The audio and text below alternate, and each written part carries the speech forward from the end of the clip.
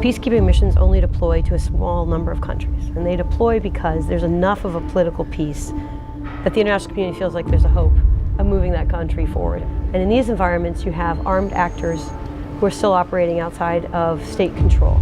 There are former fighters both at the army level, at the police level. Local militias stood up during the conflict, and even self-defense groups and communities. So suddenly you see 7 or 8 distinct organizations that need to be integrated. That's a big job. The longer you have civil disruption in a country, the longer and the harder it is to repair the damages that are left behind.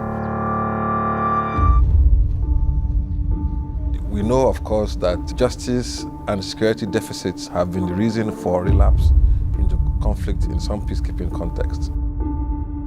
We find that in many conflicts, conflict arose because armed personnel have, instead of protecting people, have been victimizing them. So the challenge is, how do we redesign the social contract to make sure that these armed forces respond to constitutional order?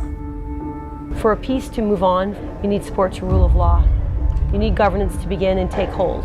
And the question we ask on the rule of law, police, corrections, and prisons is, what are the critical elements that a government or civil society needs help with coming out of a conflict? What's necessary to have the peace remain stable and secure?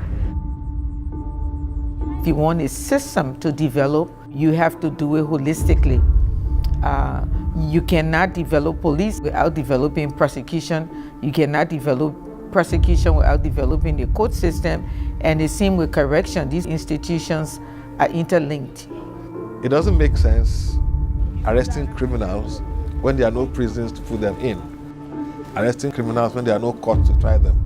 So you need to ensure that justice and security are provided as part of peacekeeping so that there is no relapse into conflict.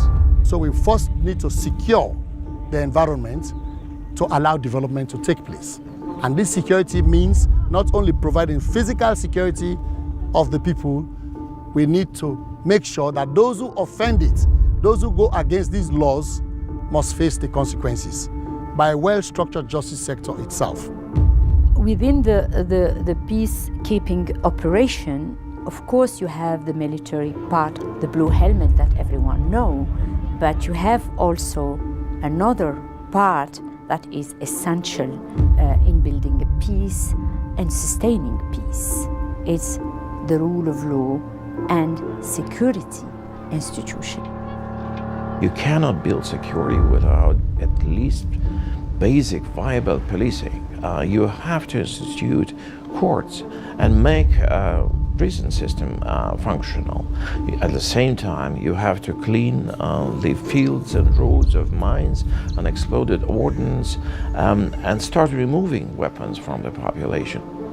And we have to address the fundamental issue, how the security sector is managed, whether it's professional, accountable, transparent, and is serving the population first and foremost. So frequently missions are tasked to bring with them police, corrections, judicial officers, and part of what would be a rule of law team to help a government move forward. This is particularly tough in areas where there aren't always well-built roads and operating environments where remote locations are hard to reach. And so a lot of the countries today that peacekeeping deploys to face that kind of challenge. But having then the right people who can assess what a government's capabilities are is vital. So take, for example, that poor ordinary woman who has been raped in Eastern Congo. What would it take to make her feel safer? Imagine if the soldiers have new uniforms, new guns, they dress more sharply. Do you think that will make that woman feel safer? No. Because if she doesn't feel that there's a way of controlling them, actually you're making her feel more threatened. So the element of what makes her feel safer must include laws that she knows these people have to obey. If they don't obey, there will be consequences. It's a very powerful thing.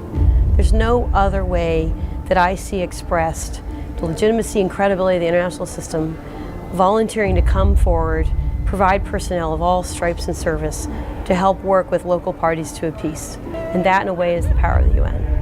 It sends out, we hope, innovators, brave people who can constantly do that. So we think it's a really invaluable, very important tool, and we've seen its role around the world trying to bring a stable peace to countries that otherwise wouldn't have a good chance of that. Peacekeepers are early peace builders that help national authorities rebuild their rule of law after a conflict.